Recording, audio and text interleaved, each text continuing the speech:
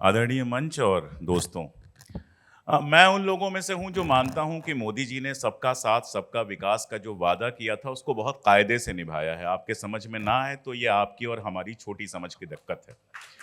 देखिए, सबका साथ मतलब देश के जितने करप्ट लीडर्स थे और देश के जितने मोरली करप्ट लोग थे उन सबको उन्होंने अपने साथ ले लिया है। और सबका विकास का मतलब कि सब जो उनके साथ हैं उनका विकास हो रहा है और जो उनके साथ नहीं है उनका विनाश हो रहा है। ये बिल्कुल क्लियर है और मुझे लगता है इस बात को समझना चाहिए। ये बात मजाक जैसी लग सकती है, लेकिन ये बात है बहुत जरूरी। मैं शुरुआत करूं उससे पहले मैं याद करना चाहूंगा पिंगल वेंकैया जी को। आजकल हम लोग अपने पुराने लीडर्स को, पुराने लोगों को भूलते जा रहे हैं। दरअसल हम लोग गांधी और नेहरू को भी भूल गए थे, मौलाना साहब को भी भूल गए थे, हम लोग खान अब्दुल गफ्फार खान को भी भूल गए थे। और इस मामले में मुझे लगता है मोदी जी को थैंक यू बोलना चाहिए कि 2014 के बाद जब हमारे इन हीरोज को गालियां पड़ने लगी तब हमको दोबारा याद आया, हमने किताबें पलटी, नई किताबें लिखी और सारा कुछ होना शुरू हुआ। तो पिंगल वेंकैया साहब वो थे जिन्होंने पहली बार तिरंगे को डिजाइन किया था। और तिरंगे की डिजाइन से ही बहुत कुछ समझ में आता है। अगर आप याद करेंगे, मेरे बारे में अक्सर कहा जाता है कि मैं सहाफ़ी हूं। मैं सहाफ़ी हूं ही नहीं, ये गलत खबर है बिल्कुल। मैंने ज़िंदगी में कभी सहाफ़त नहीं की है। मैं राइटर था और सरकारी नौकरी कर रहा था। किसान आंदोलन के दौरान मुझे लगा कि यार अब और नौकरी करना मुश्किल है, तो उस समय मैंने नौकरी छोड़ दी, जिसको रिटायरमेंट लेना कहते हैं। रिटायरमेंट ले लिया और मैं इतिहास पर लिख रहा था। कश्मीर पर मेरा काम है, गांधी पर काम है, सावरकर पर काम है, अभी अभी मैंने तानाशाहों पे काम किया। ये सब मेरा काम था। लेकिन सहाफियों ने जब अपना काम करना बंद कर दिया तो हमारे जैसे लोगों को लगा कि ये काम भी करना पड़ेगा, इस काम को हम छोड़ नहीं सकते हैं, इसलिए वो काम करना शुरू किया। काश हमारे सहाफी सुधर जाएं और ढंग से काम करना शुरू कर दें तो हम लोग ये काम छोड़कर अपना जो बेसिक लिखने पढ़ने का काम है वहीं लौट जाएंगे, उसमें हम ज्यादा खुश थे। तो तीन रंग के झंडे की जब बात चलती है तो वो असल में सबको साथ लेने की बात थी। क्या जरूरत पड़ी थी तीन रंग के झंडे की? और जब तीन रंग के झंडे की आप बात करेंगे तब हमारे समझ में आता है कि यहां जो तस्वीरें लगी हुई हैं मंच पर, या जो हमारे लोग इस मंच पर बैठे हुए हैं या सामने बैठे हुए हैं, उनमें और उनके हीरोज में क्या फर्क है, तभी समझ में आएगा। आजादी की लड़ाई के बारे में मैं हमेशा कहता हूं कि तीन रास्ते, चार रास्ते कहा जाता है, लेकिन दो रास्ते थे। एक रास्ता था जो आजादी चाहता था और दूसरा रास्ता था जो अंग्रेजों की गुलामी में खुश था। जो अंग्रेजों की, जब इसको लगा कि अब तो आजादी आ ही जाएगी, तो अपने तरीके का मुल्क पाने के लिए भी उसने अंग्रेजों के सामने ही गिड़गिड़ाने का काम किया, हाथ जोड़ने का काम किया। पहला जो रास्ता था उसमें दो रास्ते थे। एक ने कहा कि हम बंदूक उठाकर आजादी की लड़ाई लड़ेंगे और दूसरे ने कहा कि नहीं, बंदूक से आजादी नहीं मिलेगी, हम सबको साथ लेकर चलेंगे और हम अहिंसा से लड़ाई लड़ेंगे। लेकिन आप नाम गिनते चले जाइए, महात्मा गांधी, उसके बाद जवाहरलाल नेहरू, मौलाना आजाद, जितने नाम आप गिन सकते हैं गिन लीजिए, इधर के और उधर के भी नाम गिन लीजिए। सुभाष चंद्र बोस जो साथ में थे और बाद में हथियार उठाया, भगत सिंह, चंद्रशेखर आजाद, बिस्मिल, सबको उठाकर लेकर देखते चले जाइए। आप एक बहुत कॉमन चीज एक ही पाएंगे इनके बीच में, जिस पर किसी ने कभी कोई समझौता नहीं किया, वो था हिंदू मुस्लिम एकता। बंदूक उठा रहे थे भगत सिंह, लेकिन हिंदू मुस्लिम एकता की बात कर रहे थे। अहिंसा की बात कर रहे थे गांधी, लेकिन हिंदू मुस्लिम एकता की बात कर रहे थे। सुभाष बाबू गांधी से नाराज थे, चले गए, आजाद हिंद फौज बना ली, लेकिन वहां से हिंदू मुस्लिम एकता की बात कर रहे थे। कभी यह नहीं कहा कि हिंदुओं का हिंदुस्तान बनेगा या मुसलमानों का पाकिस्तान बनेगा या ये बनेगा या वो बनेगा। लेकिन जितने अंग्रेजों के दलाल थे, और अब तो देखिए सावरकर साहब के पड़पोते ने बाकायदा कोर्ट में सब कुछ कह दिया है, भगवान सारे कायरों को ऐसे ही पड़पोते दे ताकि उनके राज खुल जाए। तो उन्होंने बाकायदा कोर्ट में कह दिया है कि सावरकर साहब ने 5 बार माफिया मांगी। हम 5 बार जानते थे, उन्होंने कहा 7 बार माफिया मांगी। तो 7 उनकी माफिया, एक उनकी पत्नी की माफी, एक उनके भाई की माफी, यानी 9 बार माफिया मांगी गई थी। ठीक है, अब ये जितने लोग थे उनको देखिए, ये सारे लोग हिंदू मुस्लिम कर रहे थे, चाहे उधर जिन्ना हो चाहे इधर सावरकर हो। 42 के बाद के, 40 के बाद के जो जिन्ना हैं, वो अंग्रेजों की सोहबत में ज्यादा बैठते हैं, देशभक्ति की, आजादी की ये सब बात करना बंद कर देते हैं। और जेल से निकलने के बाद वाले जो सावरकर हैं, जेल में जाने से पहले आजादी की बात कर रहे थे। 1857 पर एक शानदार किताब भी उन्होंने लिखी और आप देखिए 1857 पर जब वो किताब लिखते हैं तो उसमें हीरो किसको बनाते हैं, किसके शेर पर अपना दीवान किताब अपनी खत्म करते हैं? हिंदिया में बू रहेगी जब तलक ईमान की, तख्त लंदन तक चलेगी तेग हिंदुस्तान की। ये किसका शेर था? ये बहादुर शाह जफर का शेर था। और इस शेर पर सावरकर अपनी किताब खत्म करते हैं जब उनको आजादी की तलाश होती है। अब मैं आपको थोड़ा और पीछे ले चलता हूं। 1916 में लखनऊ में एक कांग्रेस होती है। कांग्रेस पार्टी थी, लेकिन हर साल जो उनका कार्यक्रम होता था एनुअल कॉन्फ्रेंस, उसको कांग्रेस कहते थे। तो लखनऊ कांग्रेस होती है 1916 में। उसमें जिन्ना साहब और लोकमान्य तिलक के बीच में एक समझौता होता है, मुस्लिम लीग और कांग्रेस के बीच में एक समझौता होता है। जब यह समझौता हो जाता है तो महाराष्ट्र में तिलक के जो कुछ समर्थक लोग थे, जो हिंदूवादी थे, वो नाराज होते हैं और तिलक से शिकायत करते हैं कि आपने मुसलमानों से समझौता क्यों कर लिया। तो तिलक कहते हैं कि अभी तक अंग्रेजों से जो हमारी लड़ाई थी वो तिकोनी लड़ाई थी। एक कोने पे हिंदू था, एक कोने पे मुसलमान था और बीच में अंग्रेज था, इसलिए हम लड़ नहीं पा रहे थे। जिस दिन ये दो कोने एक हो जाएंगे, हिंदू मुसलमान एक हो जाएंगे और अंग्रेज सामने होंगे, अंग्रेजों को हिंदुस्तान छोड़कर जाना होगा। तो मैं कहना क्या चाह रहा था इन सारे एग्जाम्पल से कि जिसको भी आजादी की चिंता थी, जो हिंदुस्तान को आजाद कराना चाहता था, उसको मालूम था कि हिंदू मुस्लिम एकता के बिना ये नहीं होगा। और अंग्रेजों को मालूम था कि जब तक हिंदू मुसलमानों को तोड़ेंगे नहीं, तब तक इस देश पर हमारा राज लंबा नहीं चला जाएगा। कट टू 1947, आजादी मिली हमको। जिनको पाकिस्तान चाहिए था वो पाकिस्तान लेकर चले गए। उनको कुछ अलग बनाना था, ऐसा बनाया कि 20-25 साल के अंदर फिर दो हिस्सों में बंट गए। आज कंडीशन यह है कि बलूच अलग लड़ रहे हैं। आप किसी अफगान से बात कीजिए जो बॉर्डर के हैं, तो वो अलग तरीके के हैं। सिंधियों की अपनी परेशानी है, बहुत सारी दिक्कतें हैं पाकिस्तान की। हम बड़े शौक से बात करते थे तब तक, जब तक हमारे मुल्क में ये दिक्कतें नहीं थी। 1947 में हमने जो मुल्क बनाया, हमारी उम्र के जो लोग हैं उनको अपना बचपन याद होगा। हर स्कूल में एक नारा जरूर लगाया जाता था, विविधता में एकता, यूनिटी इन डाइवर्सिटी। और यह दुनिया के लिए बड़े अचरज की बात थी कि एक ऐसा मुल्क जिसमें सारी कौमें हैं, हिंदू हैं, मुसलमान हैं, सिख हैं, ईसाई हैं, यहूदी हैं, पारसी हैं, कौन नहीं है? दुनिया का कौन सा धर्म है जो हिंदुस्तान में नहीं है? और सिर्फ धर्म का मामला नहीं है, धर्म के अंदर भी जातियां हैं, क्षेत्र हैं, भाषाएं हैं। हर तरह का बंटवारा जो पॉसिबल है वो बंटवारा है। और उसके बावजूद एक मुल्क लोकतंत्र के रास्ते पर, जमहूरियत के रास्ते पर शांति से चलता है।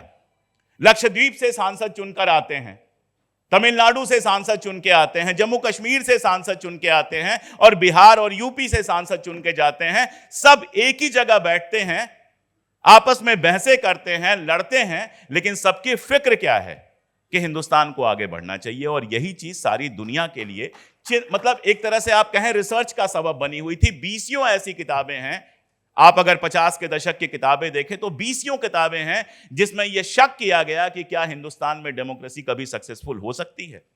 चर्चिल ने तो कह ही दिया था कि हिंदुस्तान आजाद होने लायक नहीं है, हम अलग हो जाएंगे तो लड़ेंगे, और उसकी वजह थी। और यह बात मैं बार बार जोर देकर कहता हूं क्योंकि आज की बातें तो हम करते हैं, लेकिन पुरानी बातें कुछ याद करना बहुत जरूरी है। आप 1940 से लेकर 1950 के बीच में जितने मुल्क आजाद हुए हैं दुनिया में, और बहुत सारे मुल्क आजाद हुए हैं, एशिया में हुए हैं, अफ्रीका में हुए हैं, उन सबको उठाकर देख लीजिए, हर जगह तानाशाही आई, हर जगह तानाशाही आई। जो बहुत लिबरल टाइप के थे वो भी एक पार्टी का शासन लेके आए। हिंदुस्तान उस पूरी भीड़ में अकेला मुल्क था जहां पर जमहूरियत आई, जहां पर डेमोक्रेसी आई।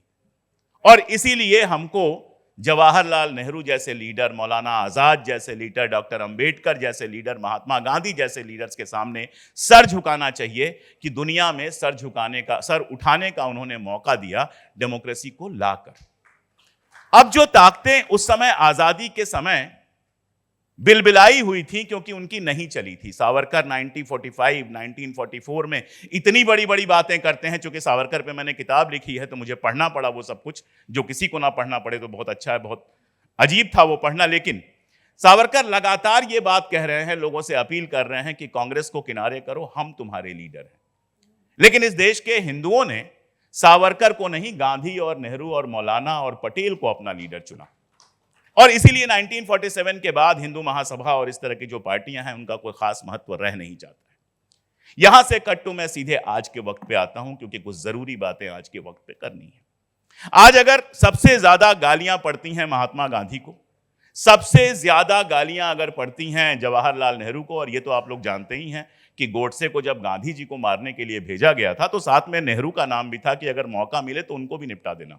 ये रिकॉर्ड में है, कपूर कमीशन की रिपोर्ट आप पढ़िए, रिकॉर्ड में है ये कि 3 लोगों को मारने को कहा गया था, 2 इन लोगों को और तीसरा सोहरावर्दी साहब जो थे उनको मारने के लिए कहा गया था कि ये 3 अगर निपट जाए तो बहुत अच्छा है। क्यों गांधी को इतनी गालियां देने की जरूरत पड़ती है? मैं एक बार कॉलेज में था और किसी बच्चे ने मुझसे कहा कि पंडित नेहरू तो मुसलमान थे। तो मैंने कहा तो क्या फर्क पड़ता है? पंडित नेहरू मुसलमान थे, इससे क्या फर्क पड़ता है? मैंने कहा देखो, जिन्ना के बाबा हिंदू थे, ये रिकॉर्ड में है, लेकिन पाकिस्तान को उनको कायदे आजम बना रहा है। जिन्ना के बाबा हिंदू थे ये तो हम जानते हैं, और पाकिस्तान ने उनको कायदे आजम बना दिया। और हमारे यहां पंडित नेहरू की 7 पुश्तें मैं खड़े खड़े तुमको बता दूंगा और तुम उनको मुसलमान साबित करने पे लगे हो। क्यों होता है ये? क्योंकि जब तक हिंदू मुसलमान को ये बांटेंगे नहीं, इनका शासन चलेगा नहीं। इनके पास जनता को देने के लिए कुछ नहीं है, ना कोई विकास है। एक बात जान लीजिए, सड़कें, मॉल, ये सब विकास नहीं होता है। आप किसी को गद्दी पर बिठा दीजिए। अभी कल ही एक साहब मेरा इंटरव्यू कर रहे थे तो उन्होंने मुझसे पूछा कि मोदी नहीं तो कौन? तो मैंने कहा मुझे बिठा दो, मेरे पास तो डिग्री है और मैं डिग्री दिखा सकता हूं। भाई ऐसा क्या है जो मैं नहीं कर सकता हूं? मुझे बिठा दो, और मेरे यहां बैठे किसी भी आदमी को बिठा दो। प्रधानमंत्री बनने के लिए कोई एग्जाम तो पास नहीं करना पड़ता है। तो उनके पास कुछ भी आपको देने के लिए नहीं है, इसलिए एक व्यक्ति को इतना बड़ा बनाकर पेश किया जाता है कि आपके मन में खौफ पैदा हो। इस आंदोलन ने यही किया है कि यह खौफ खत्म कर दिया है। आज लड़कियों से अगर माफी मंगवा रहे हैं, 15 साल की बच्ची से आपने माफी मंगवा दिया और आप भूल गए कि 1.5 लाख वोट आपके कट गए। वो बच्ची जिस दिन वोट देने लायक होगी, नहीं जाकर किसी को वोट देगी, लेकिन आपको वोट नहीं देगी। वो दर्द उसके सीने में होगा कि पहली बार मुझे मौका मिला खुल के बोलने का और उसके लिए मुझे माफी मांगनी पड़ी गुंडों के डर से। आप लड़कियों की गाली पर परेशान हो, और गालियों पर मैं क्या बात करूं। भारत की राजनीति में काश दानिश भाई यहां पर होते। हमारे सांसद को, हमारे दोस्त को संसद के अंदर गाली दी गई और प्रधानमंत्री मुस्कुराते रहे, और वो गाली पर बात कर रहे हैं और जनता मान लेगी। आपके भक्तों के अलावा कोई आपको नहीं सुन रहा है, हकीकत ये है। आपके भक्तों के अलावा आप कोई नहीं सुन रहा है। एक और बात मुझे कहनी थी, मैं शुरू से सोच के आया था कि ये बात कहूंगा।